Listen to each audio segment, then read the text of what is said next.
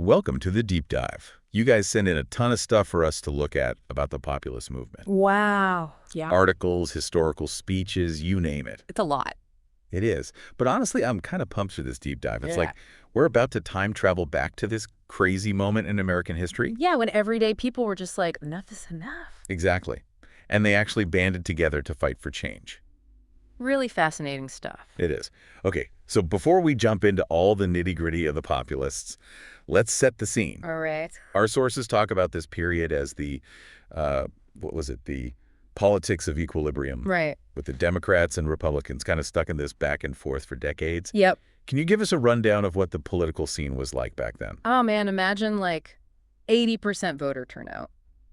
Wow. People were seriously engaged back then, but neither party could really get a solid upper hand. Yeah. It was super partisan, but they also kind of had to compromise to get things done. So the Democrats, they had a lot of support from the South, Catholic communities, new immigrants, the working class, Okay.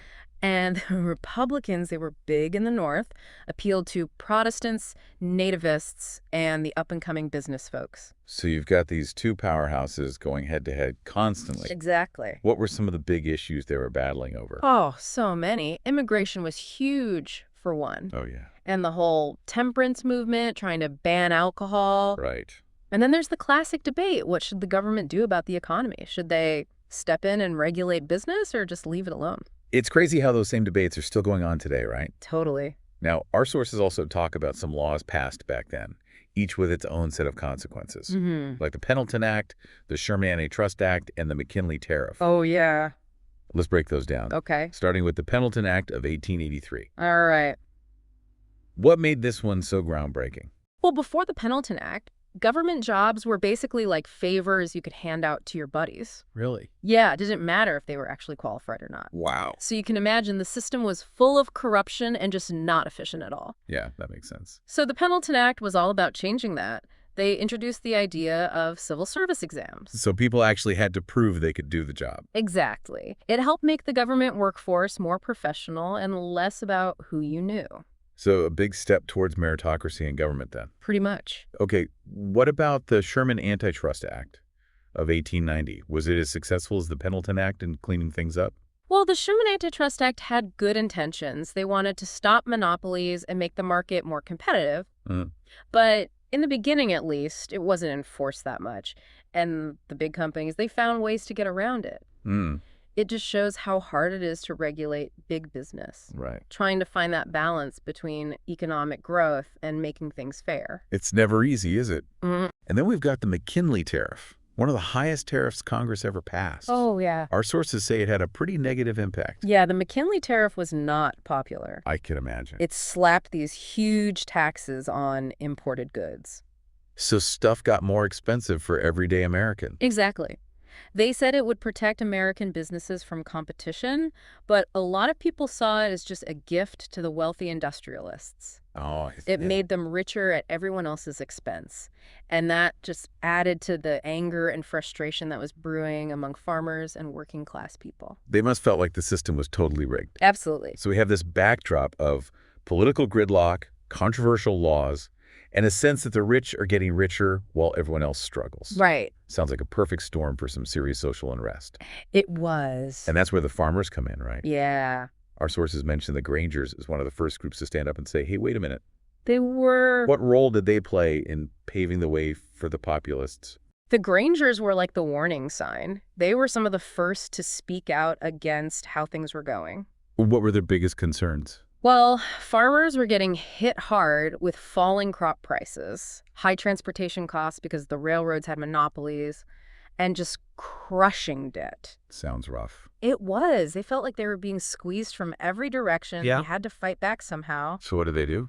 Well, they started forming cooperatives to help farmers get more control. Smart. And they less-beed the government to regulate the railroads to make the pricing fair. Okay. They were laying the foundation for a much bigger movement. Which brings us to the People's Party, the populists. Right. What made them different from the Grangers or other groups that came before? The populists weren't just farmers. Okay. They were farmers, miners, industrial workers, small business owners.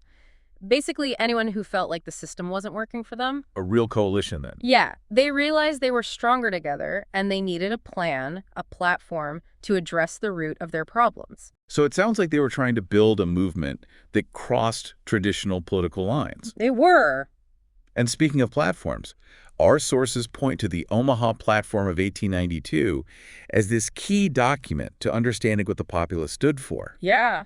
Would you say the Omaha Platform was basically their blueprint for how they wanted to change America? Absolutely. It was radical for its time. In what way? It laid out a vision for a more just and fair society. It challenged a lot of the basic ideas about what the government should do and how wealth should be distributed. And looking at it now, it's amazing how many of those ideas, which were considered radical back then, are just normal today. I know, right? But we're getting ahead of ourselves. Yeah. Let's dig into the specifics of the Omaha Platform after the break. Sounds good. All right, so the Omaha Platform, lots to unpack here. One of the biggest things they wanted was the direct election of U.S. senators. Back then, senators were chosen by state legislatures. Oh, interesting. So they were often more loyal to special interests and political machines than to the people they were supposed to represent.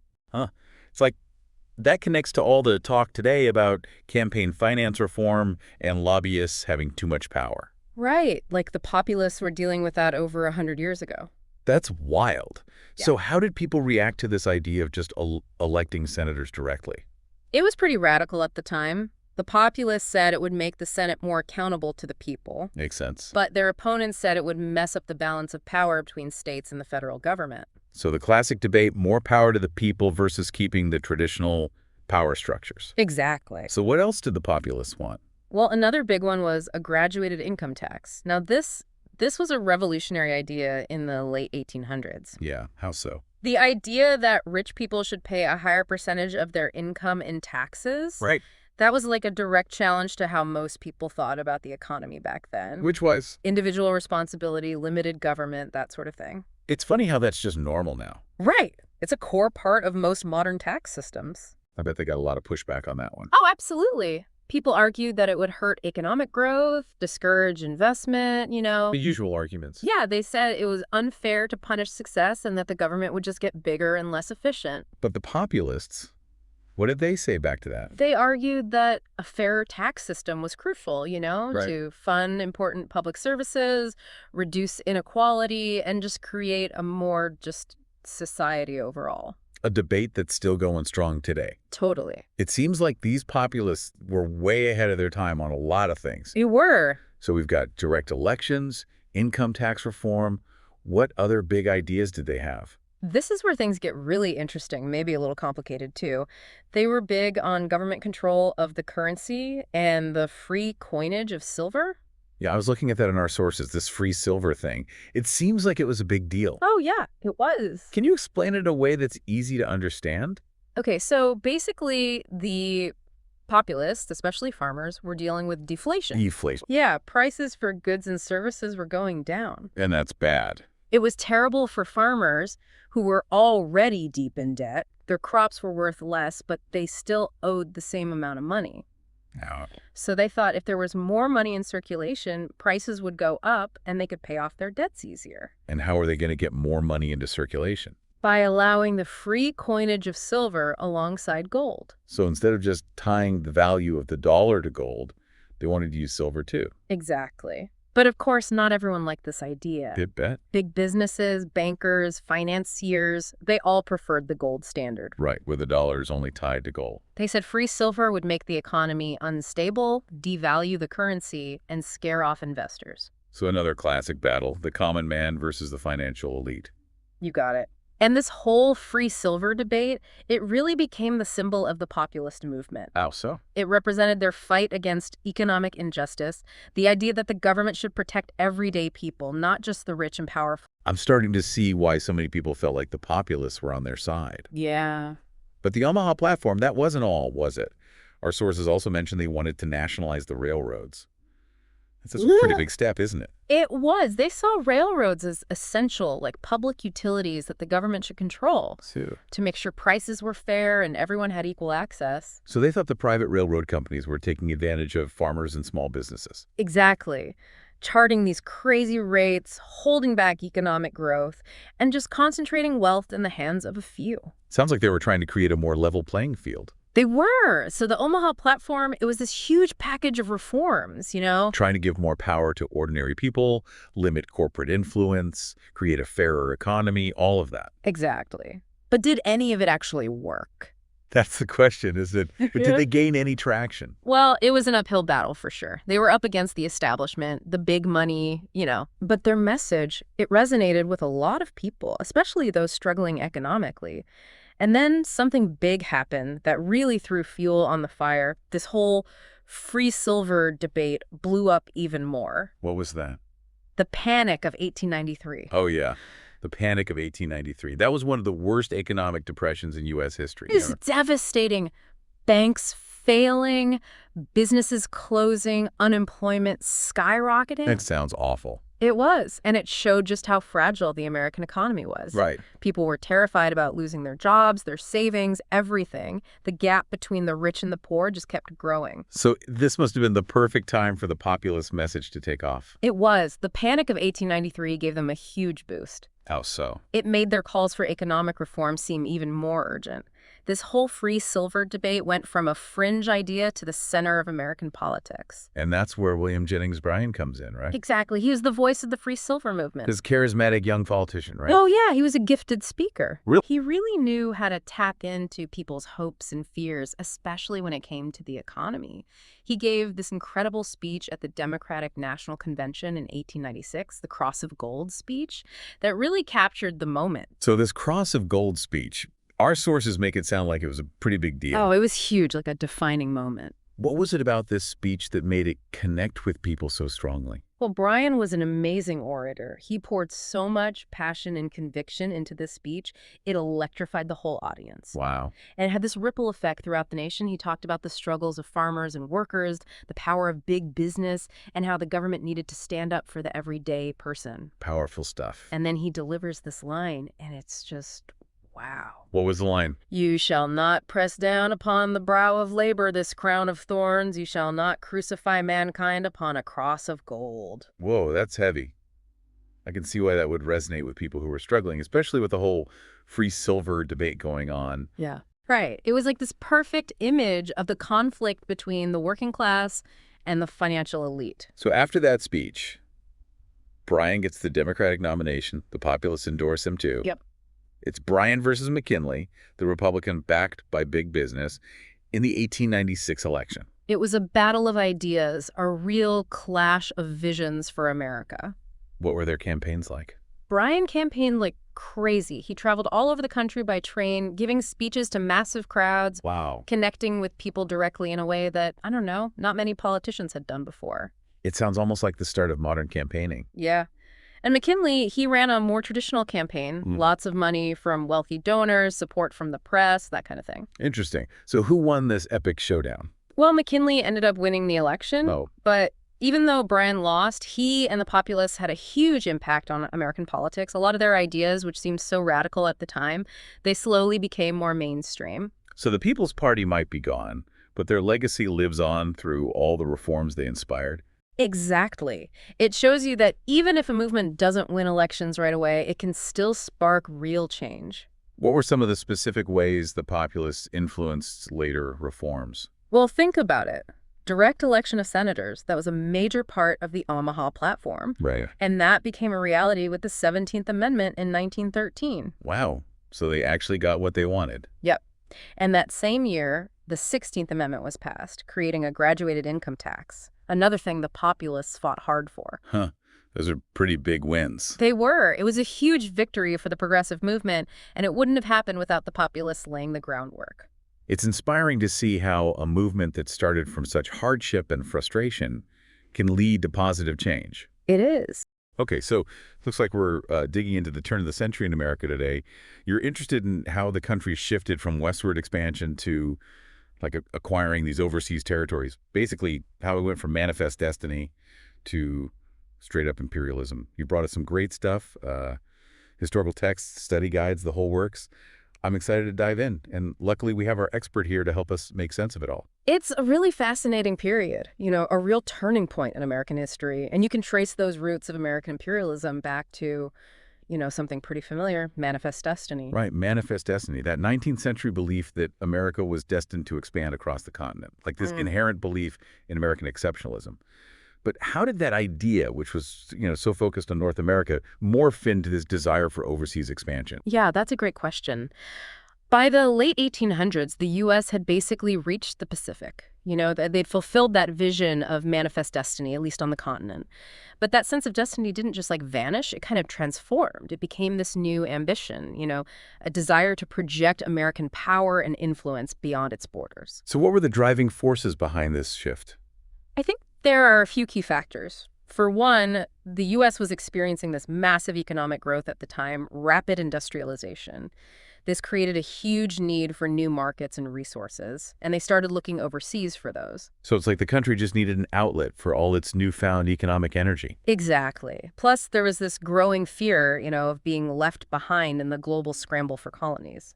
Europe was busy carving up Africa and Asia, and many Americans felt that the U.S. needed to stake its claim in the world too, or they would risk becoming irrelevant on the global stage. So almost a keeping up with the Joneses mentality, but on a global scale. Yeah. Exactly. And then you can't forget about the popular ideas and ideologies of the time, things like social Darwinism, taking Darwin's theory of evolution and applying it to societies and races. Whoa, so it's like survival of the fittest, but for entire nations. Pretty much. And it was often used to justify the dominance of white Western nations. The argument was that these nations were inherently superior and therefore destined to rule over others. It really fed into the sense of racial and cultural superiority that was very prevalent among some Americans. Wow, I never realized how deeply rooted social Darwinism was in the thinking of this period. It was incredibly influential, and this leads us to two really key figures who championed American imperialism, Josiah Strong and Alfred T. Mahan. Yeah, they come up a lot in these sources. Let's start with Josiah Strong. What was his argument? Strong was a Congregationalist minister. His views were very much rooted in his faith.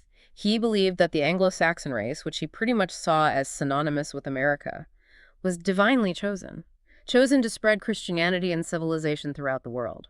His book, Our Country, was a huge bestseller. It really helped popularize those ideas. So he was basically advocating for a kind of religious manifest destiny, but, global. Yeah, that's a good way to put it.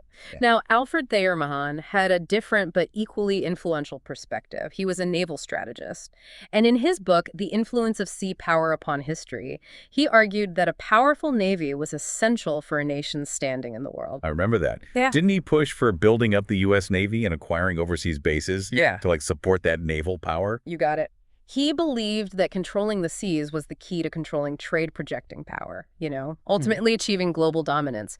His ideas really resonated with policymakers at the time. They were eager to see America assert itself on the world stage. Okay, so we have this, combination of economic forces, we have anxieties about global competition, and then these potent ideological arguments, from guys like Strong and Mahan. It's a recipe for expansionism, for sure. But how did these ideas actually translate into action? Well, the annexation of Hawaii is a prime example. American economic and political interests combined with this sense of manifest destiny, ultimately leading to the overthrow of a sovereign nation. Hawaii. I mean, it's a state now, but I don't know much about how it became part of the U.S. Right. So throughout the 1800s, American businessmen were setting up these huge sugar plantations in Hawaii. Those plantations became economically dominant, and they gained a ton of political influence. In 1887, King Kalakaua was forced to sign a new constitution. It basically ceded a lot of his power to those American businessmen. It became known as the Bayonet Constitution, for a reason. Wow, yeah, not exactly a peaceful transfer of power. Nope, not at all. And it didn't end there. In 1893, a group of those American businessmen, led by Sanford Dole... With the pineapple guy. Yeah, the pineapple guy. They staged a coup, overthrew Queen Liliuokalani, the last monarch of Hawaii. So did the U.S. government just step in and take over at that point? Well, not right away. The U.S. initially recognized the new government, led by Dole, but President Grover Cleveland, he believed the coup was illegal, so he refused to annex Hawaii. But a few years later, under President William McKinley, the political climate had shifted. And in 1898, the U.S. officially annexed Hawaii as a territory. It didn't become a state until 1959. And the legacy of that takeover is still a sensitive issue today. It's a stark reminder of the complex history of American expansion. And now the other case study you mentioned was the Spanish-American War. I feel like this is where things get even more complicated. Definitely. The Spanish-American War was sparked by the events in Cuba, which was a Spanish colony at the time. Cubans had been fighting for their independence from Spain for decades, and the U.S. was watching with growing interest. Right, there was a lot about this in the sources. All the talk about yellow journalism and its role in swaying public opinion towards war. Oh yeah. Yellow journalism played a huge role. Newspapers, particularly those owned by William Randolph Hearst and Joseph Pulitzer, they were locked in this fierce circulation war. So it was all about selling papers. Pretty much. And they realized that these sensationalized stories about the Cuban Rebellion, they were selling like crazy, often exaggerating or even fabricating details about Spanish atrocities. So basically drumming up support for intervention by appealing to people's emotions. Exactly. Public opinion fueled by those stories started to favor intervention in Cuba. And then there's the whole USS Maine thing. Right, the sinking of the USS Maine. It was a U.S. battleship. It exploded in Havana Harbor in February of 1898, killed over 260 American sailors.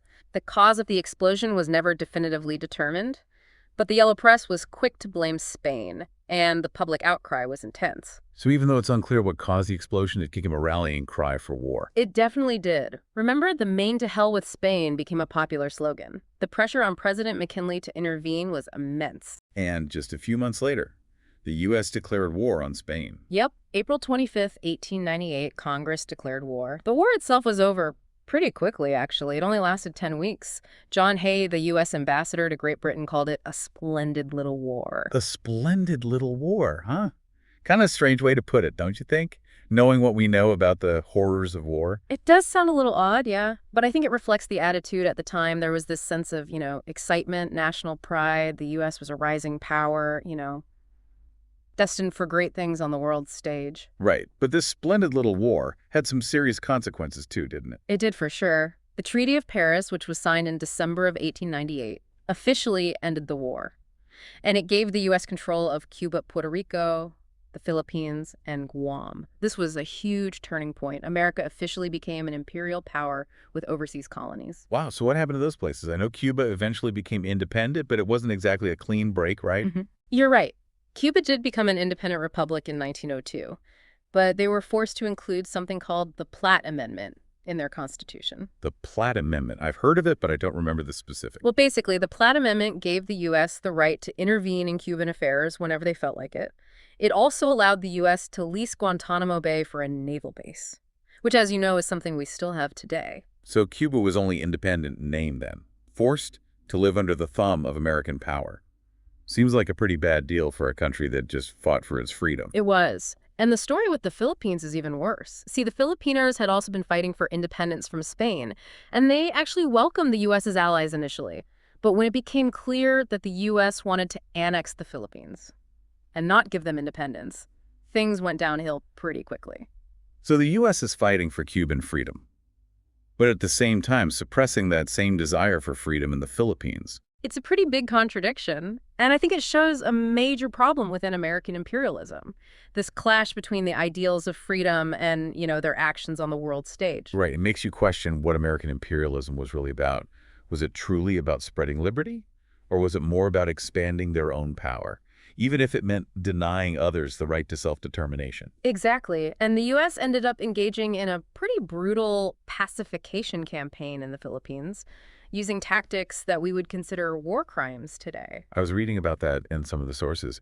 Things like torture, even waterboarding. It's hard to believe that was happening in the name of the United States. Yeah, it's a dark chapter in American history for sure, and often overlooked. The Philippines eventually gained independence in 1946. It was a long and bloody fight to get there. Wow. It makes you think about the real cost of imperialism, not just for the colonized, but for the colonizer too. And wasn't there this idea of a civilizing mission that was used to justify these actions a lot of the time? Yeah, the civilizing mission. It was a very powerful idea.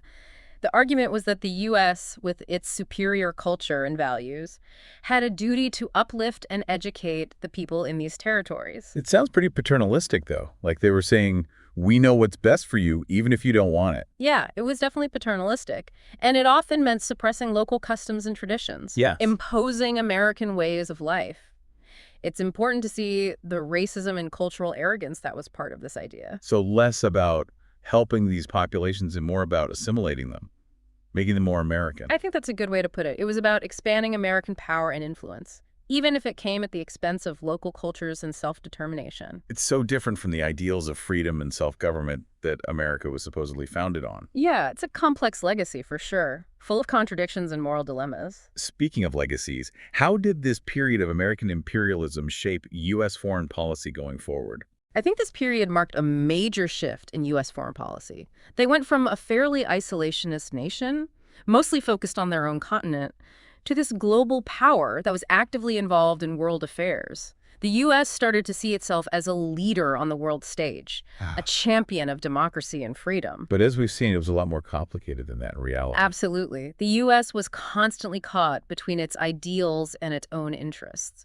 And the line between promoting democracy and just pursuing power was often blurry. So basically, the U.S. went from America first to America everywhere. In a way, yeah. And this new global role brought new challenges and responsibilities.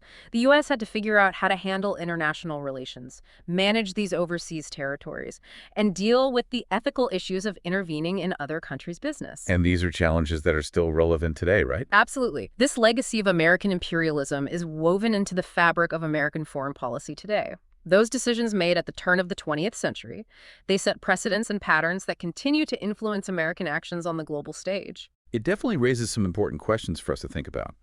How can we reconcile this period of American history with the nation's founding ideals, freedom and self-determination and all that? Yeah, it's a tough question. No easy answers. And it's something we need to keep asking ourselves as we try to understand this legacy of American imperialism and its impact on the world today. These sources that you brought have definitely given us a lot to think about. Yeah, it really makes you think, about how much decisions from the past can impact us today. Totally. And it's not just foreign policy either. The legacy of American imperialism is also tied up with race culture identity, even here in the U.S. Right, you're talking about the impact on the people who ended up under American rule because of all this expansion. Exactly. The annexation of Hawaii, Puerto Rico, the Philippines, Guam. These events had huge consequences for the people living there. They essentially became subjects of the U.S. empire. They faced discrimination, suppression of their own cultures. And those experiences are still shaping their identities today and their relationship with the U.S. That's a good point. Imperialism isn't just something that happened over there. It has a real impact on people here at home, too. Exactly. And I think as Americans, we have to face that. We need to understand all the complexities of this history, the good and the bad, so we can learn from it. And hopefully, try to move forward in a way that's more just and equitable. So acknowledging the past to understand the present and build a better future. Well, this has been a really insightful deep dive. We started with all these sources about America at the turn of the 20th century, and we've ended up exploring some pretty deep questions about American identity, power, responsibility on a global scale. That's what these deep dives are all about, taking all these different pieces of information and weaving them together to understand the world around us better. Couldn't have said it better myself. Yeah. You've done a great job guiding us through this part of history. So to our listener out there, we hope this deep dive has given you some new insights into American imperialism and its legacy, which is still unfolding even today. It's a story we all have to engage with. Well said. Until next time, keep exploring and keep asking those tough questions. Thanks for joining us. We'll see you on our next deep dive.